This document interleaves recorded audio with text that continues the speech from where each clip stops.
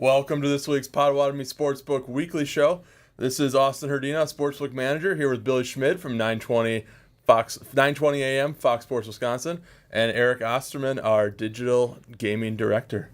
Nice. Thank you. He's knocked all those out of the park. Come on now, let's go, Austin. Let's start with a little recap of the U.S. Open this last weekend. Eric, you want to give the fans a little bit, see what they missed? Yeah, so Wyndham Clark, first wire-to-wire victory at the U.S. Open for quite a long time. I believe in the last 50 years there might have been one other one, which is kind of crazy. Little weather delay to start the first round, which kind of threw things off. You hear about it a lot more in the British Open, about there being a better side of the draw, right? These guys catching the good weather, and then the other half of the field catching bad weather. It was really amplified this week. The guys that teed off first on Thursday got it really bad. I believe it was 2.5 shots worse. So Wyndham was in the good draw. He was late Thursday, early Friday, and just, I think he shot 64 on the opening round and just never looked back. So... the guy sitting here with a Sam Burns ticket felt kind of bad about that, but we were talking before the show. Wyndham hit some amazing shots. He was a deserving champion. Maybe not the one that I wanted personally, but congrats to him. It was actually a very well played tournament. Was definitely able to capitalize on the fortune, right? That's one thing that you can. There were a lot of guys that ultimately ended up in that draw. Not as many that ended up shooting as low as he did at the time. But to your point about Burns being able to chase it down and give some kind of drama there on the Father's Day Sunday afternoon. I think most people went into it, if you didn't have a ticket, to just pray that it got tight. And luckily, Wyndham tightened up to make it interesting. But that putt on 16 is one of the better shots that I think we've seen in a long time. Yeah, you know what? It was a great shot. And Wyndham Clark, I mean, at one point during the tournament, he was, I believe, had a 6-stroke lead. Like, he was like 7 under. Everyone else was like 1 under. Yeah. Shinnecock is a tough course there.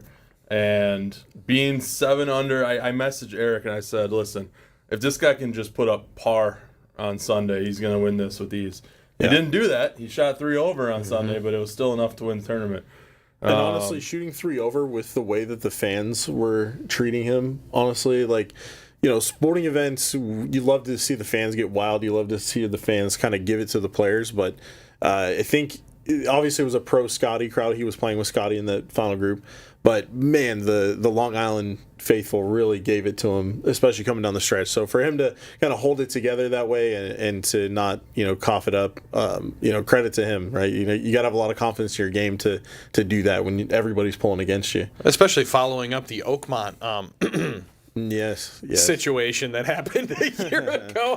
How PC of you to call it a the U.S. Open was probably not his favorite event, but it was. That's an impressive one. I, for one, got excited when I saw DJ at the top of the card after that Thursday. Was unexpected, yeah. And then all of a sudden, cool. I think he shoot like 8 over on Friday and just completely fell off the board. I think he made an 8 on one of the holes and put up a nice little snowman there, and then followed it up with a double to completely eject himself. But it was nice to have a DJ sighting. Off the milk carton. And, talking about our live guys, did you guys see Joaquin Niemann? No. He got assessed a 2-stroke penalty for throwing a club. He ended up making an 11 or a 12 on that hole itself. If you take out that hole, he was 4 under par for the rest of the tournament. So he literally could have had a playoff. If he had parred that hole, actually, I think if he had doubled that hole, then we get into a playoff. So, kind of crazy. And that was the first time we've really seen a penalty for a club throw. Like, usually they just warn these guys, but USGA wasn't messing around. It just kind of goes to show you, though, that it's been a while, I feel like, since the LIV players have really shown up in these majors. Yeah. The PGA players are just a level above. It's good to see. We get the best golf right here in America. Yeah, and I'll just say this: we have a lot more to talk about besides golf. But I saw that John Rahm and Terrell Hatton are both playing in the Scottish Open the week before the British. They are paying their fines to the DP World Tour and are going to be able to play in events. So, I don't know if they'll completely step away from LIV. I don't think that's been decided. But these guys are going to start playing a lot more on the world stage. They're going to be ready for the British Open. So. Keep your eye on the tee times, right? We mentioned having the good side of the draw, especially if you're looking to bet the British. But these LIV guys are going to be a lot more prepared than they may have been prior. Yeah, and I want to say as far as betting goes too for the U.S. Open, not a lot of tickets on Wyndham Clark. I mean, he wasn't one of the top choices people were making, but live betting on him. We saw a lot of bets coming on him by Saturday. Some even more, on Sunday, people thinking he's going to hold on. But it's also like a huge thing to bet on these bigger events like the U.S. Open, to bet on the matchups. Whether it's, you're betting on versus one person or like what we call sharpshooters, where it's a group of 6 and who does the best out of those 6 golfers. It's a fun way to bet golf. You can also, bet on just who's going to do better today on that round, so you don't have to wait all 4 days, to cash your ticket. So a lot of cool ways to bet golf.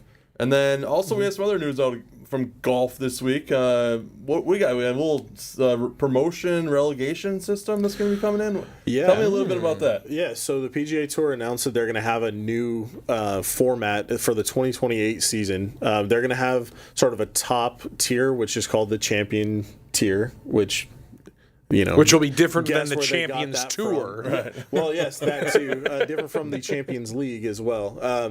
And then they'll have which I think that is going to be 120 guys per tournament, if I remember correctly. 23 to 24 tournaments a year on that schedule, packed between February and August.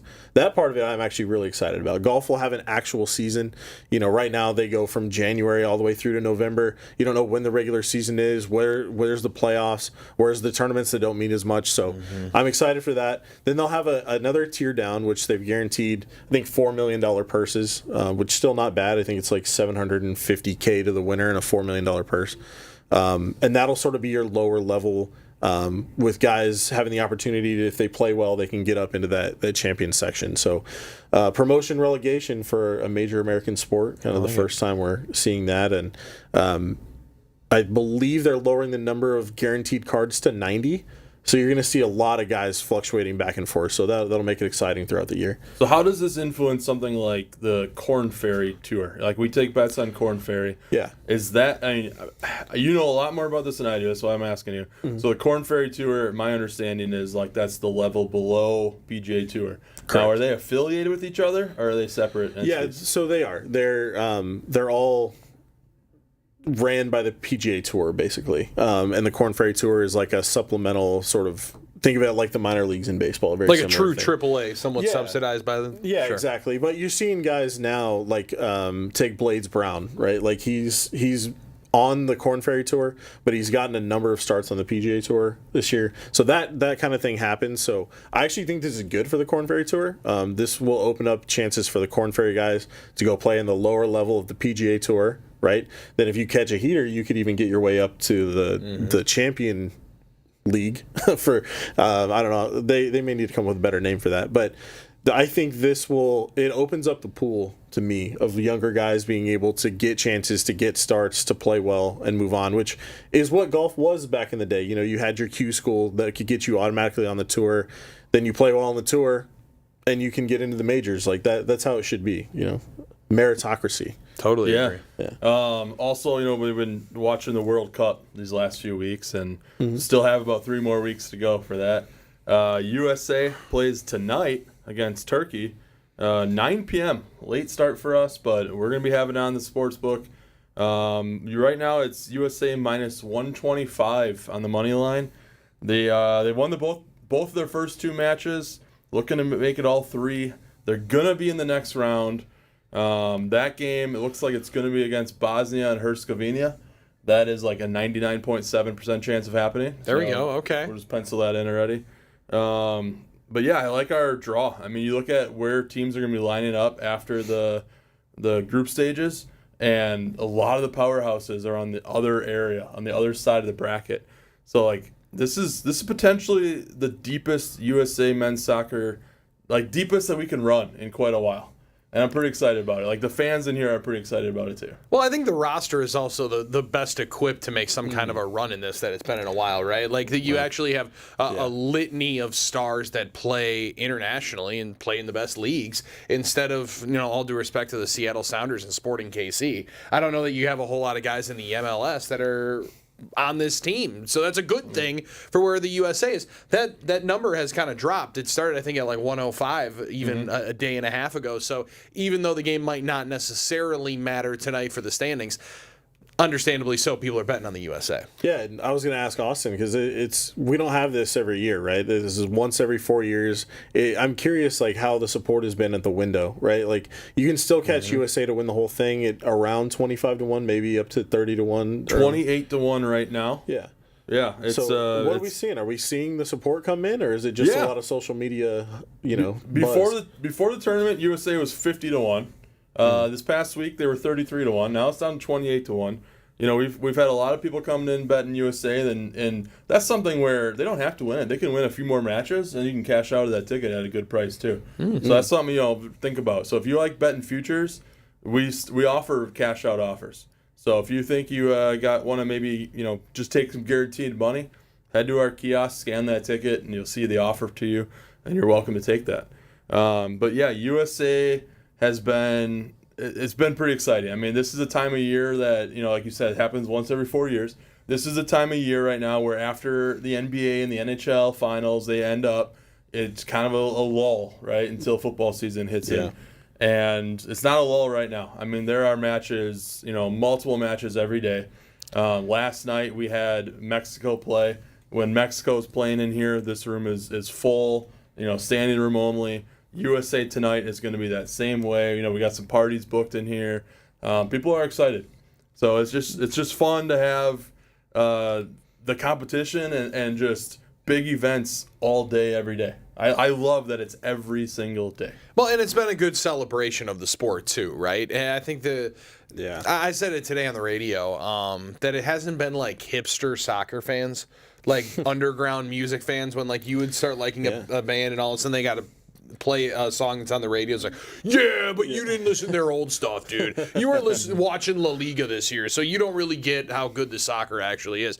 I think everybody's been super welcoming for folks that have enjoyed betting Mbappe, Harry Kane, and Messi 2-goal parlays. Oh my gosh, yes. Have you guys gotten beaten for any ridiculous parlays that you've seen throughout here? I haven't seen some of those that I've seen online and other places, but we've had some crazy stuff. Yeah, we've had some people betting on somebody scored 2 goals and some underdog to come through, and it's been interesting. Some definitely. I think it was like the most recent one I saw was like $80 to win like 13,000, something like that. There's some other ones that were like $5 or $10 for like 3,000 or 4,000. That's what I'm talking about. Those goal scorer props do hurt. Like just because we haven't had a big parlay come through doesn't mean we're not feeling it. We're definitely not rooting for Lionel Messi to have 2 goals, but it's been really fun to watch. And one of the things that I've really enjoyed is, I'm sure everybody's seen on social media about, the fans sort of mixing together, and like, it's really cool. The Scottish sort of drinking Boston out of beer was awesome. That wouldn't happen here in Wisconsin, by the way. But the World Cup outside of the soccer has just been a massive positive, which has been cool for somebody who's a very, casual is probably putting it nicely, a casual soccer fan. Yeah. It's been cool for me to keep up on it too, because that gives me a rooting interest. Like, I want to see Scotland move through, or I want to see what happens if, teams go down to Mexico and play in that environment. So yeah, I was cheering for Scotland against Brazil for the exact same reason. Yeah. I saw them take over Marlins Park and have more people there on a Tuesday night than there ever has been. So I was like, I'm pulling for the Scots. Which of the food revelations for the international fans has been your guys' favorite? I haven't heard about this. Tell me. Well, there was a young Japanese man who on TikTok had a big old beef rib down in Texas. Okay. And it looked like he, just different level of excitement. The folks finding Waffle House. Now, I haven't seen them see a fight in there. They haven't gotten the full Waffle House experience yet. For me, it's the Buc-ee's, right? Like, can we bring a Buc-ee's to Wisconsin? 2027, baby. Yeah. Oh, it's coming? Okay. Coming to Oak Creek. They should have brought one of these, though, up into the Northwest. Because some of these international folks needed to see what a quick trip is like. Oh, that's fat. Yes, absolutely. I think it was kind of an own goal, to use a soccer term, that Chicago denied hosting a World Cup game or multiple games. That would have been really cool. There would have undoubtedly been some bleed over from Chicago, people coming up to experience Milwaukee. But the Buc-ee's stuff has been really, really funny. It's like nothing that they have over in Europe or other parts of the world, and it's truly American, which is pretty funny. Yeah, when you can get a T-shirt of the gas station, that doesn't happen in Florence very much, I don't think. Let's also talk about big news this week with the Bucks, right? We traded. Well, I don't know if you heard, but we traded our franchise player Giannis Antetokounmpo, which, by the way, if you want to go and find the videos of Frank the Tank from Barstool just trying to say Giannis Antetokounmpo. I don't know if you've seen it. There's like somebody put together a video of like him for like a minute long trying to say it. It's fantastic. It's worth the watch. But anyways, Bucks, whole new direction, right? We've made so many moves the last few years. Each one has just not worked out. I mean, let's not sugarcoat it. It's been rough, right? I feel like the Brewers have gone upwards, the Bucks have gone downwards, and now we are in a long rebuild in a way where we don't even have our own draft pick for the next several years. We are having to rebuild with a very young team. I think it's going to be very rough for the next few years. I think we're targeting like 2030. Mm-hmm. Like we're looking at it like, hey, we're hoping to be contender, a playoff caliber team in 4 years. Because right now we don't have pieces that we're that kind of team. Even in the weak East, I don't see us being a playoff team for several years. The two guys we just drafted at number 10 and 13, we got Braden Burries and Nate Ament. Two guys that, Ament is a guy that people think he was, I think he was ranked number 2 or 3 out of high school a year before. Yeah. He slipped in the draft a little lower than people expected. He still had some huge games against some really good teams this last year. People are saying he played in the tournament hurt, and he still played pretty well. He's 19 years old. I mean, who knows what he's going to be? Like, look at what Giannis was when we drafted him, right? Yeah. Like, we didn't know what he was going to be. So you never know with these guys when they're that young. And then just to get a nice guard in Burries. Burries. I kept saying berries, but it's Burries. Yeah, Burries. He led Arizona to, a fantastic season for them. I'm excited. It's going to be, like, I'm going into it knowing the Bucks are not going to be any good, but at the same time, I'm excited that the process has started. Like, the process of rebuilding. It's tough to say, though, because I guess, and maybe it's a cockeyed optimist in me, but, like, very bad. They were brutal this year, it felt like, and I think they won 38 games. Yeah. Right? So, I mean, like, to get them over to 500 with the majority of your healthy players actually playing and, some competent coaching that's not worried more about a golf score than the score of the game that you're playing, I actually think that they can be interesting and potentially competitive for one of the play-in spots even just this year. It's not going to be easy. You're going to need to have some Jaime Jaquez games where he takes over, but you just grab 3 rotation players and pretty good players from the Miami Heat who were a play-in team this year too. So I think it's going to be rough. However, that's kind of more of a sliding scale because I also was watching when they won 15 games. Yeah, and to me, honestly, it's really going to start with the coaching, like you mentioned. If I see some competent coaching, if I see some progression throughout the season, even if they finish with a worse record they did last year, it's going to be easier for me to handle, right? Knowing that they're headed in the right direction, knowing that they may just be, one big piece away from being a playoff contender again, and the younger guys are getting, coached up in the right way.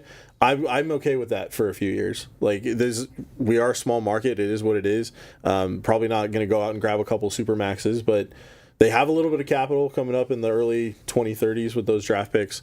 And if we can see some progression from the young guys, I think it'll be a lot easier pill to swallow than it has been the last year or so. I think it's becoming even more of a young man's game, especially when you watch what Castle and Harper did a year ago. Harper was one of the better guys in the league later into the year. And he was a freshman a year ago. So I'm interested. Burries I'm fascinated with from the way he plays. I think he just does everything well.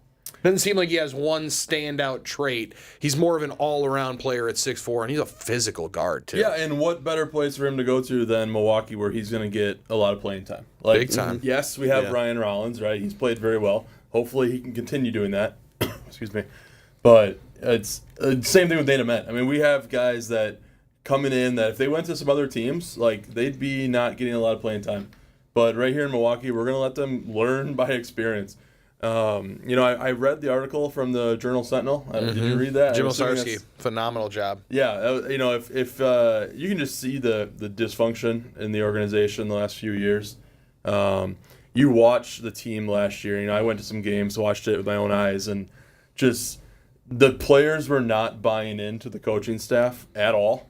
Like, it just looked like I hate to say that they weren't trying. Obviously, they're trying. They're professionals. They're going to try to do their best. However, there's a difference between, buying in and playing as a team and just going out there and trying your best. Mm-hmm. And you said it with Rollins too, right? Like, and no fault to his own, Austin, but like, I think he took advantage mostly of the opportunity that it was go out there and somebody's got to play for 48 minutes. Yeah. Right? And somebody's got to take some shots. It didn't seem like it was a ton of direction. And it felt rather free-flowing at a lot of times. But he took advantage of a situation where it was, we don't really have much direction. We don't have much of a game plan, but somebody's going to have to take these shots, so I might as well. Yeah, and that's what I'm excited about, is to see who sort of emerges, right? Like, there's going to be another Rollins this year. Like to see some of these young guys just kind of take the bull by the horns and say, this is the best opportunity that I could have possibly asked for, right? And, maybe we can see them, like you mentioned, get into a playing game. That would be awesome. I'm more interested to see what happens with the mural downtown, honestly. That's a big space to fill. Owner of the building said they're keeping it. I mean, Austin keeps putting up more of these videos that the promotions and marketing team puts up here that might put a mural of you up there. Listen, that mural is still a great memory of a fantastic season, of a championship that this city, that I never thought I would see in my lifetime. Don't know if I'll see another one, to be honest with you. I mean, I don't know. It might be a long run until the Bucks are competitive like this again. Look at me, I just said Brewers Brewers might be a championship team soon. Let's just segue right into baseball real quick. Yeah, let's do it. The Brewers have been playing, pretty good baseball still. The last couple of days, they won a game 1-0, they won a game 2-0. I mean, the pitching is there. I mean, it's amazing how, last week, Miz had that start against the Phillies that was just electric. We didn't get to talk about that. 15 strikeouts, 1 hit. I don't know what more you can ask for the guy, right? And then he plays the game on Friday, I believe it was, against Atlanta. Mm-hmm. From anyone else on our roster, you'd probably say, like, all right, that was a good start. But after his last start, it was just kind of a little bit of a letdown. Yeah. Now we have the Cubs coming in for a 3-game series, Friday, Saturday, and Sunday. Cubs are, to be honest with you, they're our number one a rival, right? Mm-hmm. They're our biggest struggle if winning the division. They're going to be our biggest challenge. I mean, let's see what happens. I'm excited to see what happens with the Cubs coming to town. I hope that our fans number one, I hope our fans are filling up that stadium. Mm-hmm. Like, I hope it's not, Wrigley North like they used to call it. Mm-hmm. So you'll get a little good precursor, I'd imagine, in here. Yeah. I mean, we get people that come in from Chicago that come in and they, place their bets and they go over to the game. So we'll see how many there are. But, yeah, Brewers, this is a huge series before, leading a couple weeks up to the All-Star break. It's just a huge series to kind of cement our place in first place in the division. There was a old mantra of put it on the table and let them see it. Yeah. Mm-hmm. That's what you're doing to the Cubs this weekend. The Brewers are putting their playoff rotation on the table. Mm-hmm. And letting the Cubs see it of Mizorowski, Harrison, Woody. If indeed all three of those guys are healthy and rolling, that's what you're going to have to compete with if you're going to try to beat this team in a 5 or 7 game series. And honestly, I think Austin hit the nail on the head with the team winning the close games, right? Like, this is the time of the year where it's like, okay, maybe we let one of those go. Some things didn't go right, and then all of a sudden you lost 1 or 2 against the Reds, and you end up in a worse spot. But the team's winning the close games. The bullpen looks fantastic, and with that momentum, I think this is a great spot for the Brewers rolling into the Cubs, right? Like, if we had sort of a lull looking forward to the Cubs series, I might be a little more worried, but they're playing fantastic ball right now. Is this one of the only weekends of the year where the book gets to be Brewers fans? Because I got to imagine maybe some liability gets flipped around coming up with some of these games. It's going to be less than normal, I would say. Mm-hmm. But I'll never say I'm a Cubs fan. But at the same point, that's why we love you. But at the same point, it's not going to be as lopsided. Yeah, you're right. But anytime Miz is on the mound, I mean, we're getting hammered. That's true. That's fair. With Brewers money, with over his strikeout totals. People are just loving this kid right now. Like, it's hard not to. Yeah, it is. It is hard not to go to that kiosk and just push strikeouts as much plus money as you possibly can. What's the most that they'll allow me to do? Well, There's four of those. And it's getting the national attention right now. I feel like the last few years, even though with these really great teams the Brewers have had, we haven't got that national attention. And now we have a guy that is leading for the favorite in Cy Young. We have a good, balanced hitting team. Contreras is showing some power right now. Churio is, as long as he can stay healthy, I feel that's a great addition to the top of the lineup. Terang, Yelich. I don't even know. There's just so many guys. We brought up Cooper Pratt, right? Let's see what he can do. Let's not jump to judging on him just in the first week or so. So it's just, what do we got right now? Well, every week we keep doing this, and the numbers keep going down. Brewers are now 12-1 to win the World Series, and 6-1 here to appear in the World Series and win the National League. And Mizorowski minus 167 to win the Cy Young. That's just that's crazy. There's a lot of season left, but you got to assume if he's going to stay healthy, that's going to be the favorite for sure. He's done stuff to catch people's eyes, and then when it comes to these awards, sometimes you have to have those games that are talked about. You can't just go through the year with a ERA of 2 and averaging 6 strikeouts a game and get Cy Young. You have to have games that get stories written about you. For sure. And no, what's you're great right. is it is his games that the stories are written about. What a great superstar to represent your team, right? He's low maintenance. He's a little bit of a dork with the Pokemon stuff, but it's awesome. I love that stuff. He's gonna go out there. He's gonna pitch. He's gonna do his job, and then he's just gonna get his work done behind the scenes. The Brewers have a good one here, and I'm really excited to see what he does against the Cubs. Minus 670 to win the NL Central right now for the Brewers. Yeah, that's a huge number. That just a few weeks ago was more like minus 150, minus 200. Close to. And last year, though, just let you know how quickly it can turn. What, Cubs 9-1 to plus 900 to win it. Last year, May 31st, at the Potawatomi Sportsbook, the Brewers were plus 1,500 to win the division. Yeah. They played a series against the Cubs right around this time. I think they were 7.5, 8.5 games back. And it was a tipping point for the Brewers chasing down the Cubs. Just got to stay vigilant. That's why this is a huge series to try to win and keep that going. We're not even at the All-Star break. And that's why I was emphasizing how great it was that they won these close games against Cincinnati, right? This is the time of the year where you just think, okay, well, we dropped one, no big deal. But no, like we saw last year, anything can change. Well, it's a long season. We'll be talking a lot more about baseball. But right now, focus on this weekend. Coming on into Potawatomi Sportsbook. Watch all the World Cup action. The knockout round starts on Sunday. If you're looking at something like UFC coming up in a couple weeks, right? Conor McGregor is going to be leading the main card on that UFC. I can't wait to watch him get his ass kicked. If you want to come in and bet on that, watch the games, Potawatomi.com/casino/sportsbook. Boxing this weekend, too. Boxing pay-per-view this weekend. Yeah. Zayas versus Boots. Boots is his nickname for Enos. Let's go, Boots. Gosh, what else we got? We got Caden Clark getting abused on the court again.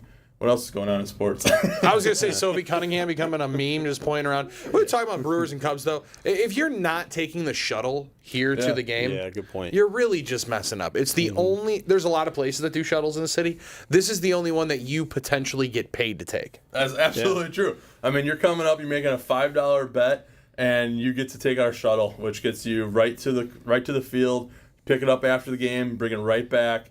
It's free parking in the garage too. Take advantage of that. Yeah, think about how much money you're saving just on the parking alone at these games. And when the Cubs come to town like this, I think they charge it's always you even juiced more. up, 100%. Yeah. It's always double whatever the pricing is. So this is the best one to be taken. Yeah, at worst you're losing your bet, right? You might be $5, right? But at best, you're getting that free ride and you're making money. Yeah, at best, you place a bet on the Brewers, they win. You get fed by Zach and the folks down here in the sports book.